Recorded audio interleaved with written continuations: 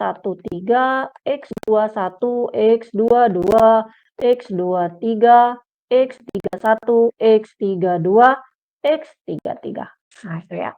Selanjutnya kita ke bawah, ke 32, ke sini. Dia kan harus nyambung ya. Rutenya itu nggak mungkin lepas gitu. Jadi ke bawah. Kita lihat dari 102 ini kan sudah ada 56, berarti sisanya 46. Jadi X21 itu 46. Untuk menyilang kolom A. Sehingga tersisa 36 dalam baris X. Ini masih ada 36 lagi. 82 dikurang 46 adalah 32. Nah, ini sudah tersilang, ini sudah tersilang. Oke. Kemudian lanjut ke X22. 36-nya tadi 82 dikurang 46 adalah 36. Untuk menyilang baris X. Jadi sudah tersilang ini. Nah, gitu. Sehingga tersisa 36 dalam kolom B. Karena ini ada 72, berarti 72 dikurang 36, masih sisa 36. Selanjutnya, sel 32 sama dengan 36 ini. Untuk menyilang kolom B. Jadi ini sudah silang, ini sudah silang, ini sudah silang. Dan ini juga sudah silang. Gitu. Sehingga tersisa 41 saja. 7 dikurang 36. Yaitu 41. Dalam baris Y. Kemudian sel 33 yaitu sama dengan sel 33 yaitu menyilang kolom 3 dan baris 3. Bukan 33, sel 33 itu 41 gitu ya. Nih. Karena semua kapasitas baik untuk penawaran atau permintaan sudah dipenuhi, berarti proses selesai. Ini sudah sama, ini sudah sama, ini sudah sama. Kita dapat rutenya ini, gitu. Transportasinya. Sehingga diperoleh pemecahan awal di 56 ini. Selanjutnya kita simak pemecahan awal yang meliputi 5 kombinasi sumber tujuan yang terlihat di tabel 56. Segi 4 atau sel yang tidak memuat nilai dinyatakan sebagai sel kosong. Artinya apa?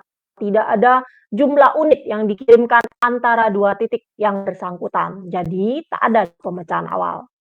Sekarang kita hitung pemecahan awal ini dengan cara mengalihkan jumlah pengiriman antara tiap kombinasi sumber tujuan XIJ dengan unit biaya yang berkaitan. Jadi kita akan dengan CIJ nih, C11, C12, C13 dan seterusnya. Jadi tinggal kita kalikan.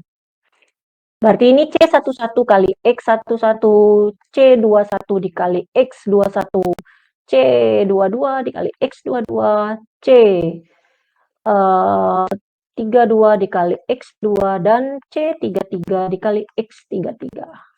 Masukkan sini semua. Oh, sorry. Nah, ini tadi. X11 56 dikalikan nih. Oh, semuanya kita totalkan. Kita jumlahkan. Ya. Jadi alokasi dengan NW-nya dari W ke A ya. Ya, dari W ke A, X ke A, X ke B, Y ke B, dan Y ke C. Nih. Ini alokasinya, dan ini total biayanya.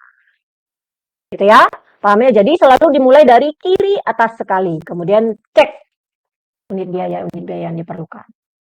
Disilang kalau sudah dipakai, sudah terpenuhi. Oke, ini masalah degenerasi. Degenerasi ini kolom B dan baris X dipenuhi secara bersamaan. Ya, misalnya persoalan degenerasi ini ada sedikit cerita. Oke. Nih, kolom B dan baris X itu dipenuhi secara bersamaan, gitu ya, bersamaan. Jadi 56, 46, dan 56 nih. Menurut prinsip kebutuhan dikurangi 1, kita harus punya 5 segi 4 yang terpakai. Oleh karena itu pemecahan ini diliputi degenerasi. Bila timbul masalah kita gunakan aturan sudut barat laut, maka kebutuhan kolom dan baris dipenuhi secara bersamaan. Jadi tuliskan 0 aja gitu, maksudnya harus terbentuk segi 5-nya. Maksudnya seperti itu. Ya. Jadi kalau ini sudah 36 maksudnya, ini kan sudah terpenuhi. Maksudnya bersamaan kita menuin ini, kita juga ternyata sudah menuin ini. Jadi nggak mungkin gitu kan, menerusnya kemana, makanya ditambahkan 0 di sini untuk degenerasi. Sehingga kalau di sini 0, kita bisa lihat ke sini berikutnya gitu. Sehingga melanggar pola bertahap kan gitu. Kan hilang, dia langsung habis dari sini. Dalam kasus tersebut kita terjadi pada segi 4XB nih ya di sini. Untuk memecahkan degenerasi ini kita alihkan sel kosong ke salah satu tak terpakai. Meskipun kita bisa memilih sel kosong mana saja bisa, tapi berdasarkan aturan NWC sudut barat laut SBL atau bahasa Inggrisnya NWC Northwest Corner, kita menugaskan ke sel sedemikian rupa sehingga rantai segi empatnya tidak terputus gitu maksudnya. Ya. Tabel 510 menunjukkan diselipnya sel kosong ke XC, meskipun sebelumnya telah ditugaskan ke sel YB. Bisa juga ke sini walaupun seperti itu, tapi dia ngambil yang ke ini gitu ya. Sekarang kita punya 5 sel terpakai untuk memenuhi uji degenerasi. Dari sini baru bisa tambah 41. Itu maksudnya dari sini ke sini ke sini ke sini. Sebenarnya dari sini ke sini juga bisa ke sini ke sini. Nah, gitu sama juga. Sama. Benarnya. Bisa memilih seperti itu. Oke, ini ada contoh, ini misalnya kapasitas gudangnya, ini masalah gudang, ini kebutuhan pabriknya, sama-sama 600 gitu kan. Biayanya ada, maka bisa dibuat tabel transportasinya. Kalau soal, misalnya soalnya yang A-nya modelkan secara prolin, maka kalian harus buat dulu model secara prolinnya, baru buat tabel transportasi, baru tentukan berapa tonnya dengan NWC. Ini ya kan sumbernya, gudangnya diikat dengan tabel, kemudian NWC mulai dari sini 150, kemudian turun ke bawah, ini ada 200 berarti 50. Dari 50 kemudian kita bergerak ke sini gitu. Ini sudah terpenuhi. Berarti tinggal 100, ini masih cuma ada 100 minimum 100 saja. Kita terus lagi ke sini ya. Kemudian terpenuhi, ini tinggal tersisa 175 dikurang 50 dikurang 100 adalah 25, maka ini 25, baru dilanjutkan sisanya adalah 275. Sehingga bentuknya jadi seperti ini. Ya.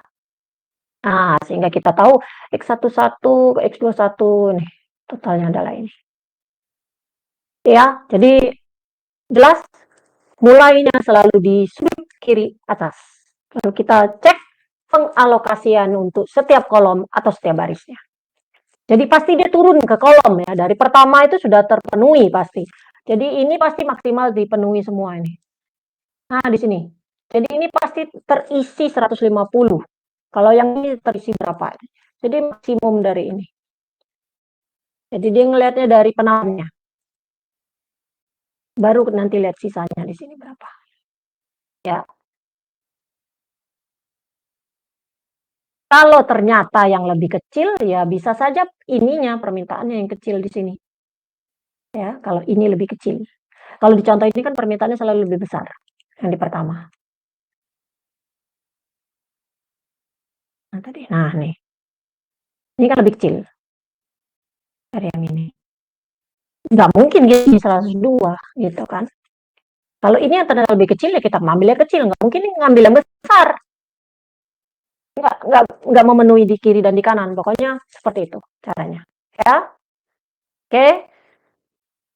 Oke. Ini untuk PPT pertemuan ke-10.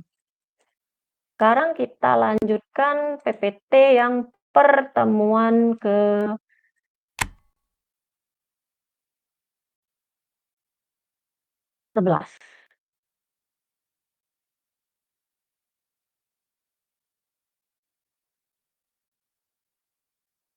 Oke, Ibu share yang pertemuan ke-11.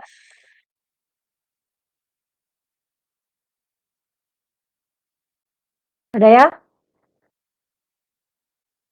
Pertemuan ke-11, ada ya PPT-nya muncul ya? Ada, Bu.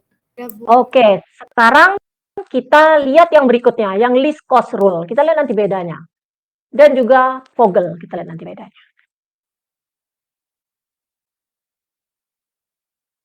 Oke, Prosedur pemecahan awal persoalan transportasi bila menggunakan metode biaya terendah, jadi least cost itu biaya terendah.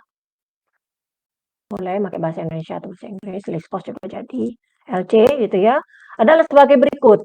Alokasikan setinggi mungkin sejumlah komoditas pada sel yang punya biaya unit terkecil dalam keseluruhan tabel. Sorry ya, sebentar ya. Ya, Ma. Ngajar dulu, Ma ya. Kakek Ma lagi ngajar. Kakek aku telepon ya. Ya, lagi ngajar nih. Nah, di laptop. Ya, kakek aku telepon. Ya, oke. Oke, jadi mempunyai biaya unit terkecil dalam keseluruhan tabel. Jika ada beberapa sel yang memiliki biaya unit terkecil yang sama, maka pilih salah satu saja secara sekarang. Jadi tidak ada penentuan khusus, kecuali nanti soalnya bilang, misalnya ada biaya unit yang sama nih, sama-sama 444. Nah,